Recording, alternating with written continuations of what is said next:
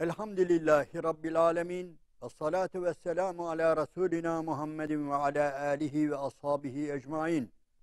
Allah'ın selamı, rahmeti, bereketi üzeriniz olsun aziz ve muhterem kardeşlerim. Bir Kur'an iklimi programındayız ama bir seriye başlıyoruz. Davet serisi. İslam'a davet. Önemli bir konu. Çünkü davet hedefine ulaşmadığı takdirde, verimsiz kaldığı takdirde kayıplarımız oluyor. Onun için çok ilmi araştırmalardan değil de bir takım tecrübelerimizden yola çıkarak davet hususunda bir seri sohbet yapmak istiyorum. Bu ilkincisi. Muhterem kardeşlerim, önce şunu bilelim ki davet peygamberlerin işidir ve son peygamberin işidir ve bir sıfatıdır. Onun bir sıfatıdır. Bismillahirrahmanirrahim. Ve men ahsenu kavlen mimmen da'a ilallahi ve amile salihan ve kâle inneni minel müslimin. İnsanları Allah'a davet eden sözden daha güzel ve ben Müslümanlarım, Müslümanlardanım diyen yani kişiden ve böyle bir sözden daha güzel ne olabilir buyuruyor. Bir başka ayet-i kerimede de Ahzab suresinde Bismillahirrahmanirrahim. Ya eyyühen nebiyyü inna erselnâke şahiden ve mübeşşiran ve nezira ve da'iyen ilallahi biiznihi ve siracen münira. Ey Nebi, sen yani gerçekten bir uyarıcısın, bir müjdeleyicisin ve bir de insanları Allah'a çağıran, Allah'a davet eden bir Resulsün buyuruyor. Demek ki bu başta Peygamber aleyhissalatü vesselam ve bütün peygamberlerin birinci sıfatıdır. İnsanları davet etmek. Bu yalnız bizim gözümüzü korkutmasın. Efendim biz yapabilir miyiz bu? Yapabildiğimiz kadarıyla yaparız. Gücümüzün yettiği kadarıyla yapabiliriz. Yapacağız. Ama buna rağmen nedir? Bilinmesi gereken, uyulması gereken bir takım kurallar vardır. Söylediğimiz gibi bu çok şerefli bir görevdir, müthiş bir görevdir, önemli bir görevdir ve bunun ahiretteki karşılığı nedir? Öylesine fazladır. Yani bizler doğrudan doğruya Peygamber aleyhissalatü vesselamın olmadığı bir dünyada, yaşamadığı bir dünyada, vefat edip gittiği bir dünyada ne yapıyoruz? Onun görevini yerine getirmeye gayret ediyoruz. Nasıl? Kendi çapımızda, bildiğimiz kadarıyla, öğrendiğimiz kadarıyla. Her ne kadar davet kitaplarında, daveti anlatan kitaplarda davetçi için bir takım şartlar aramışlarsa da davetçide bulunması gereken vasıflar diye vasıflar sıralanmışsa da bu tabii ideal, güzel bir davetçi için. Yani iddialı bir davetçi. Ben insanları gerçekten kendime adıyorum, artık hep Allah'a davet edeceğim diyen birisi için elbette uyması gereken kurallar var. Kurallardan da ziyade kendi şahsında bulunması gereken bir takım özellikler var. Ama yine kendi kendimizde çelişkiye düşmek değil de bunlar yoksa hiç davet edemez miyiz? İnsanları İslam'a davet edemez miyiz? Ederiz. Ama nedir? Yani etkisi biraz az olabilir veya çapı biraz küçük olur veya kısa nefesli olur. Her zaman yapamayabiliriz. Ama bir mümin nedir? Bir müminin en büyük özelliği insanları güzelliğe çağırmaktır. İnsanları kötülükten uzaklaştırmaktır. Men ra'a minkum münkeran fel yugayyirhu biyedihi. Sizden biriniz bir kötülük gördüğünüz zaman onu eliyle düzeltsin. Fe illem yestadı fe bilisanihi. Eğer eliyle gücü yetmiyorsa diliyle düzeltsin. Yok eğer diliyle de gücü yetmiyorsa kalbiyle buğz etsin diyor. Meşhur hadis-i şerifinde Peygamber aleyhissalatü vesselam. Biz bunları yaparız, yapmaya gayret ederiz.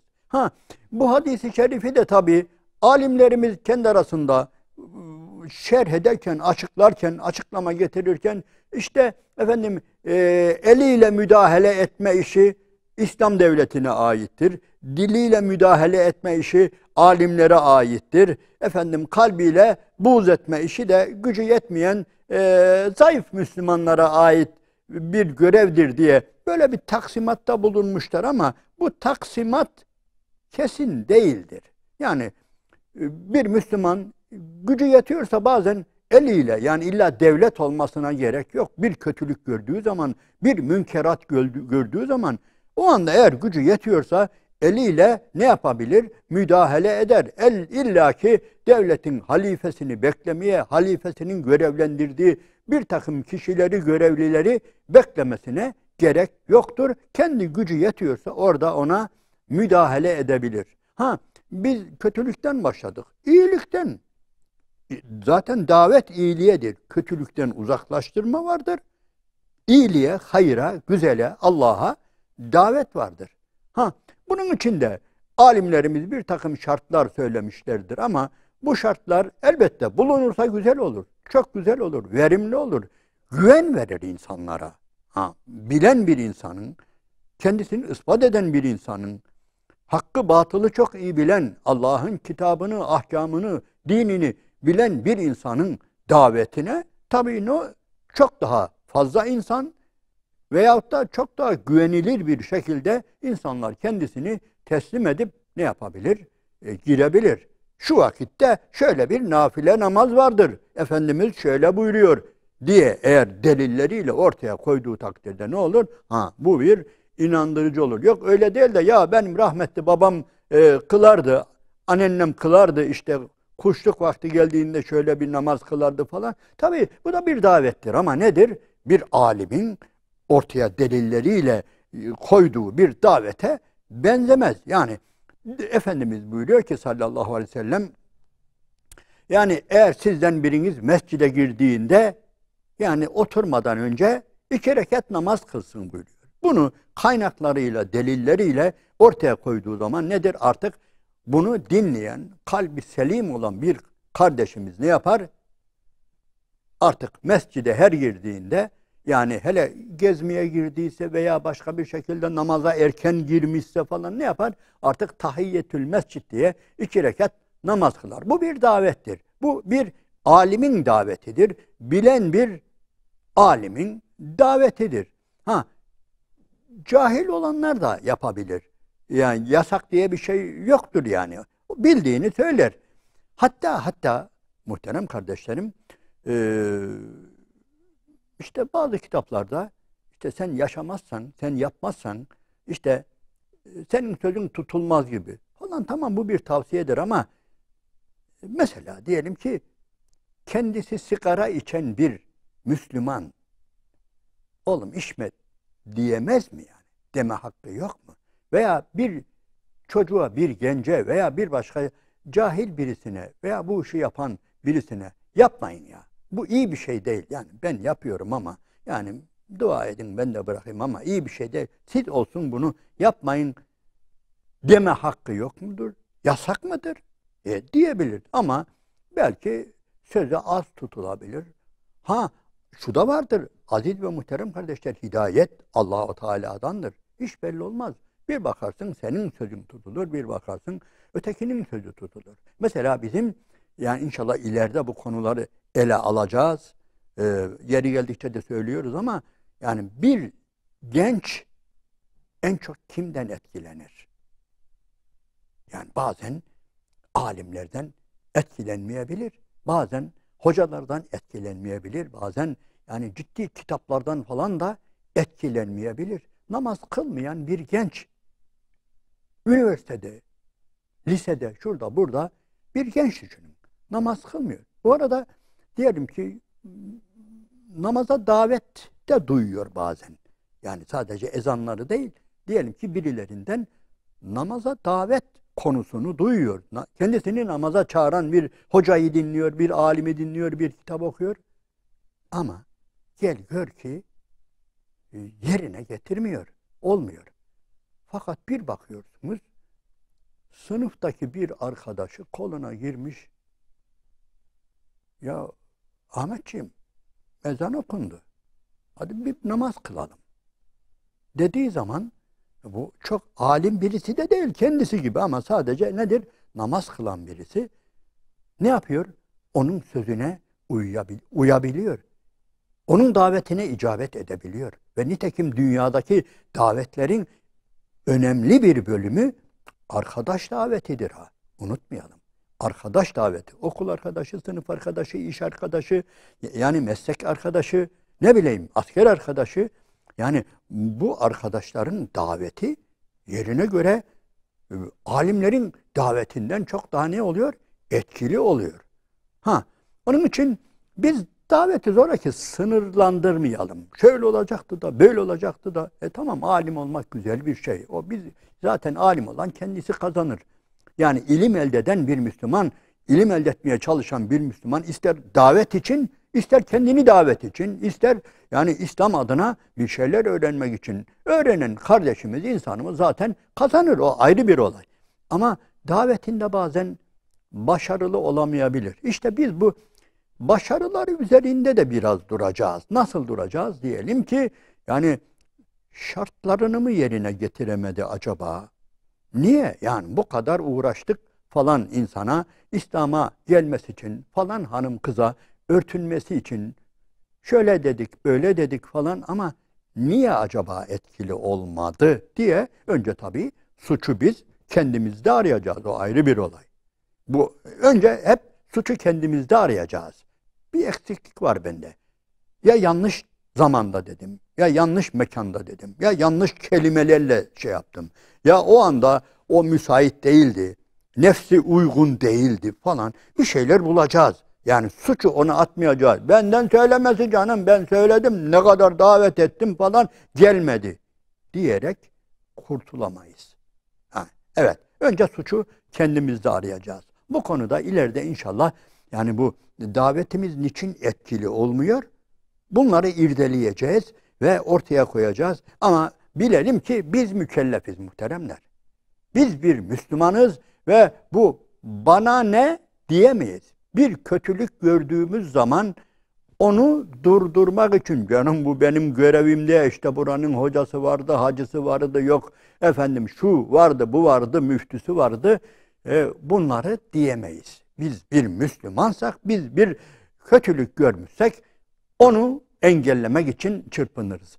Ve biz bir iyilik tatmışsak, biz bir iyilik görmüşsek ona davet etmek de nedir? Bizim görevimizdir. Ve Allah bizden bunu sorar.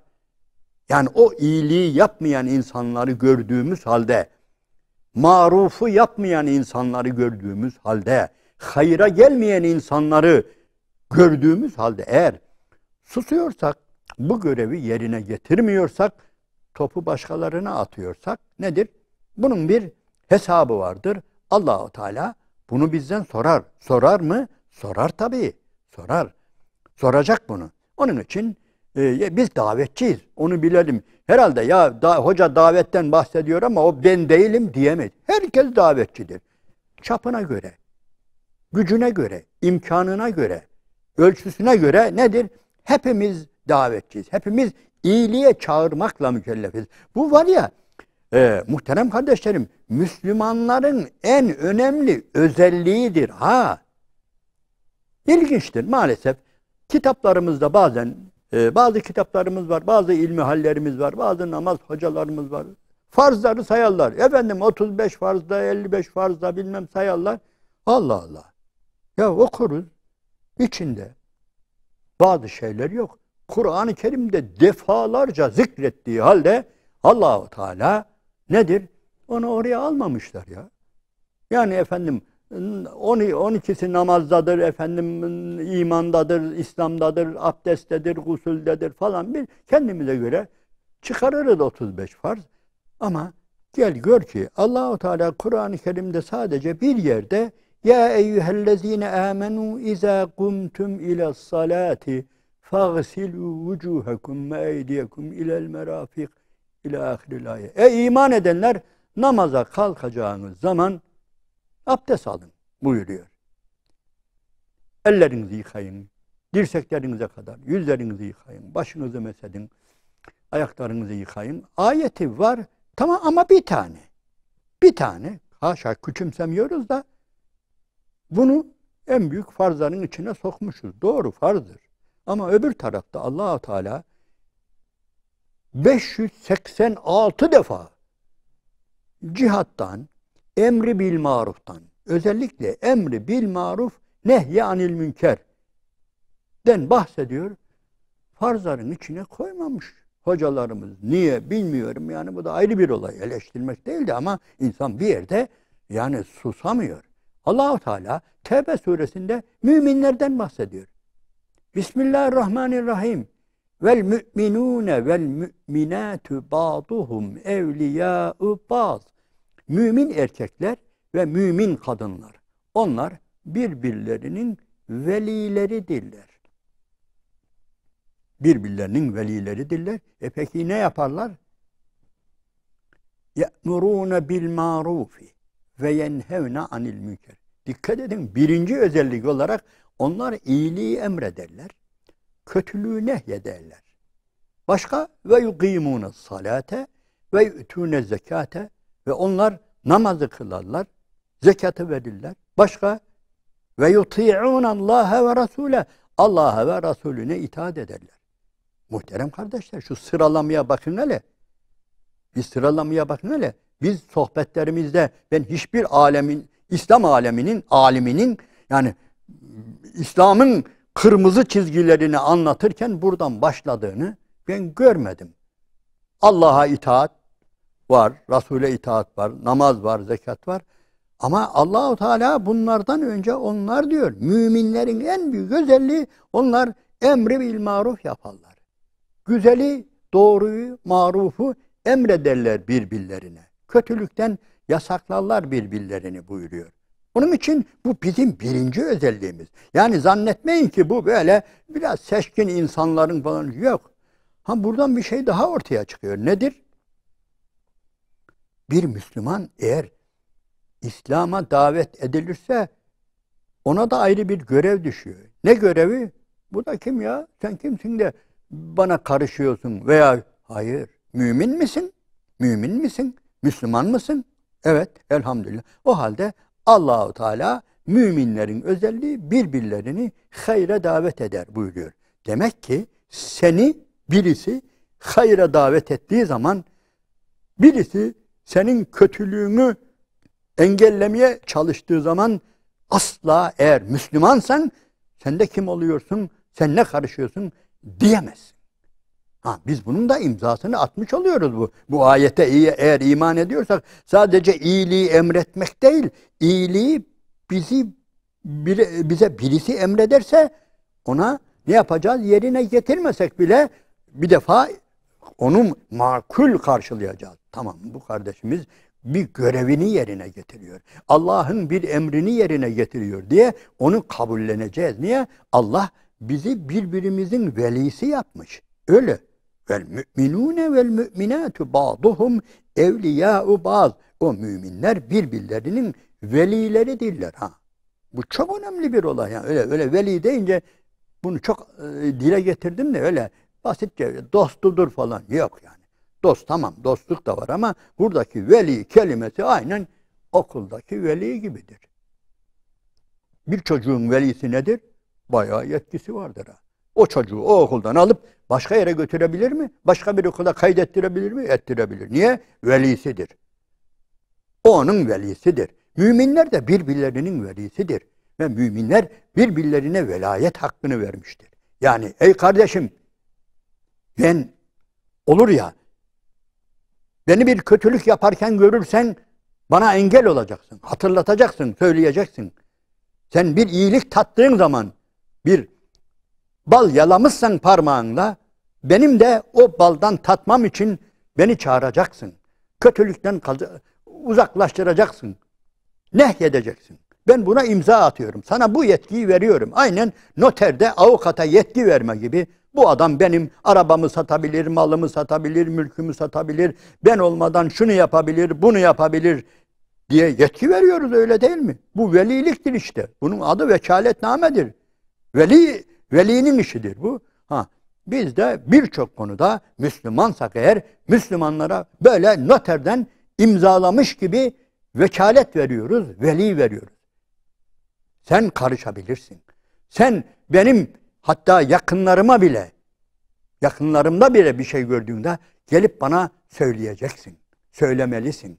Bu Müslüman olmamızın bir gereğidir. Onun için davet nedir? Doğuştan vardır.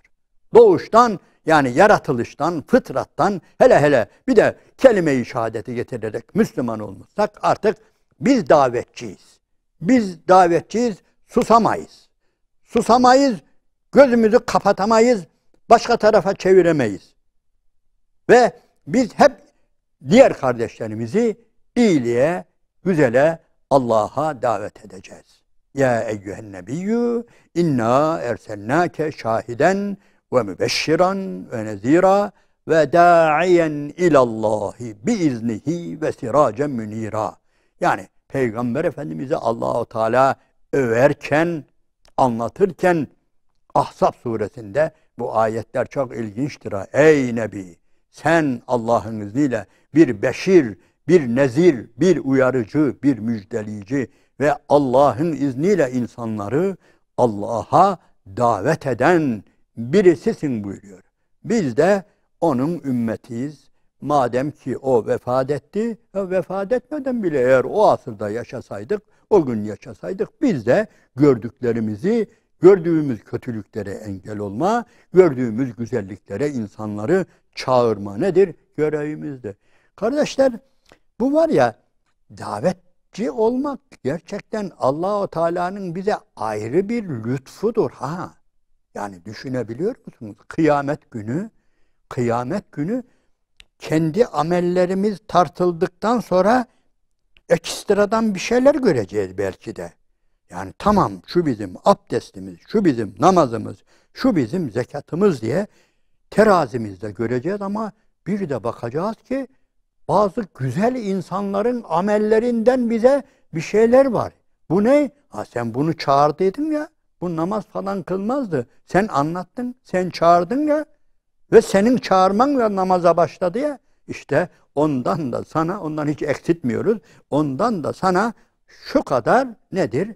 Sevap vardır diye hiç ummadığımız, beklemediğimiz yerlerden nedir? Bize bir şeyler gelecektir. Ve yine aynı şekilde bir bakacağız ki yani bir takım yine sevaplar, bu ne ya Rabbi? İşte bu da falan kötülüğü bıraktırdın ya, içkiyi bıraktırdın ya, kumarı bıraktırdın ya, efendim şu açık saçıklığı bıraktırdın ya, sen yaptın bunu, sen söylediydin, o da geldi.